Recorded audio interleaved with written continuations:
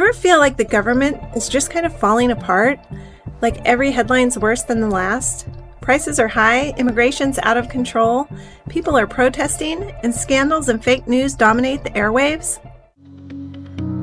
Luckily, the Constitution includes a system meant to balance power, protect democracy, and prevent chaos. And it's mostly worked for over 200 years. But what if it doesn't? Keep watching to learn how to tell when things are not fine and how it might impact you. Think of it like this. The Constitution sets up 3 teams: the legislative, the executive, and the judicial. And they're all supposed to work together, which they normally do for the most part. The legislative team, that's Congress, they make the laws.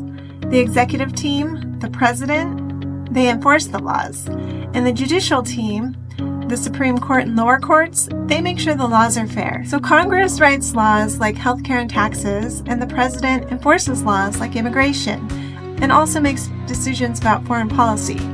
And the Supreme Court settles disputes and ensures that everyone is treated fairly under the law. But here's the catch. No one team can do whatever they want. That's where the separation of powers comes in. It's a system of checks and balances, sort of like a game of rock, paper, scissors, but for the government. The president can make decisions, but Congress can always say, nope, that's not going to fly. Or the Supreme Court can say, hey, that's not constitutional. It's a system of checks to keep everyone honest. Think of when the president tries to pass a law, but Congress refuses, or the Supreme Court rejects the president's executive order. This isn't just some boring history lesson. It's the foundation of our democracy, and it's what keeps our government balanced when it works. So what happens if one team gets too much power? It's like a wobbly table. Under too much weight, it will collapse and fall apart.